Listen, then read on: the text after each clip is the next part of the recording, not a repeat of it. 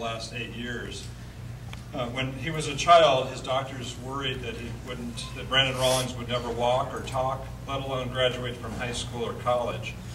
At birth, Brandon suffered from a collapsed lung, spent way too long in the ICU, and was later diagnosed with a severe bilateral hearing loss. Despite the odds, Brandon has been very successful in life. He's become a source of strength and inspiration to all of us that have met him. He's never let being different hold him back.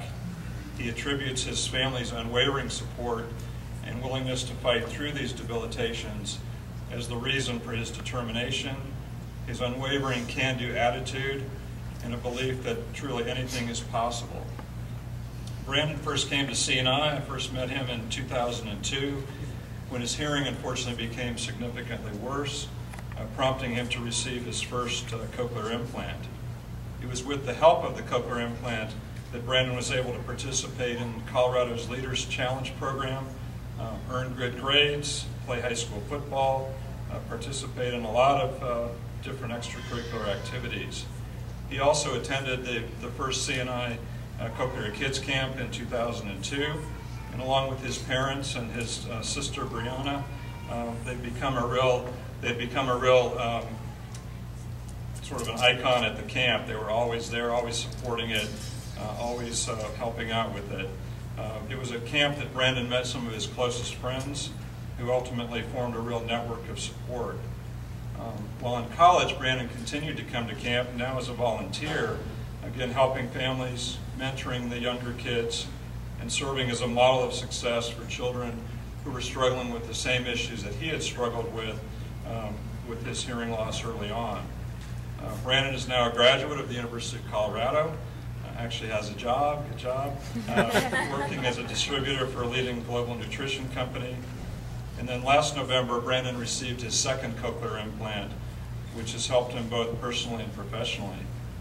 Brandon's dream is to continue helping others with hearing loss, and he's made helping others an important priority in his life, and this reflects the help and care of his family, his friends, his teachers, and all of us at CNI have worked together to improve how he lives his life. So please join me in a warm welcome for Brandon Rawlings.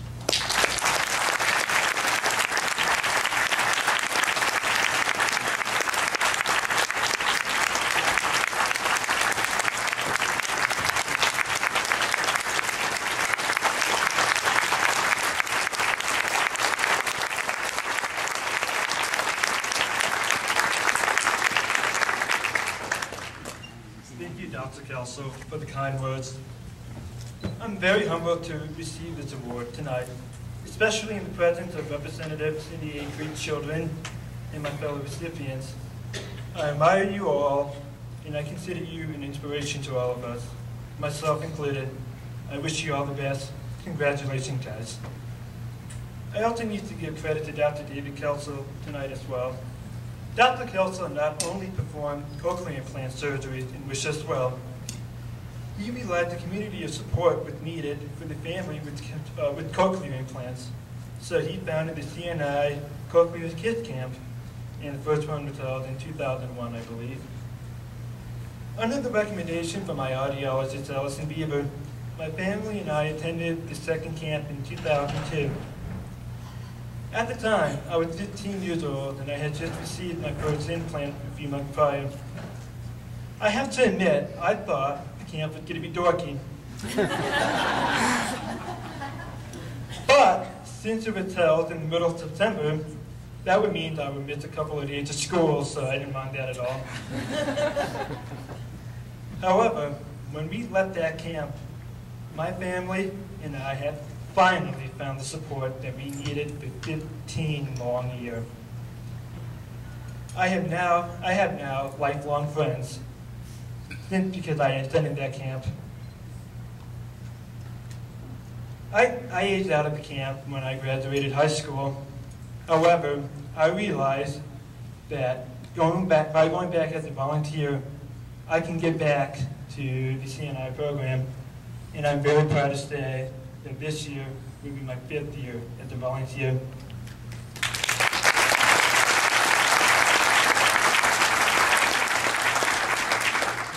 Now, if the weather doesn't cooperate, I have a feeling that the theme of the camp this year will be Winter Wonderland.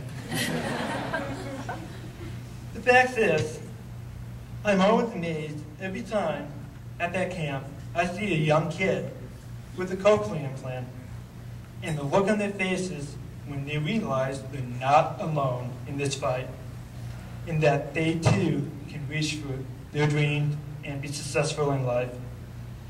Even their parents realize that. It's a pretty powerful thing, if you ask me. One last note. I would not be the person I am today if it were not for the people sitting at the table. I have to thank my family, my mom, my sister Bree, my dad Jay, my grandmother Marge, Mary Lou, my grandfather Frank, and I also have to thank my late grandfather Lenny, who would have loved to be with us tonight. I also have to thank my friend Graham, Jeff, Bella, my friend Sean Balan and business mentor, the staff at CNI, Dr. Kelso, Judith, Allison, Johnny, and there's a bunch of other people that there's too many people to list.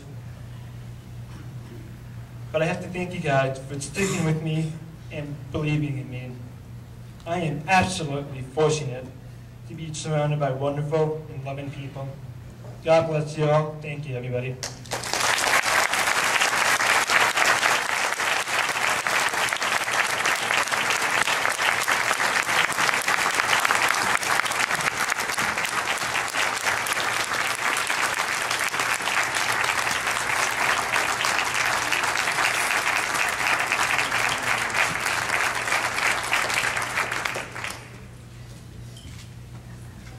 Thank you, Brandon.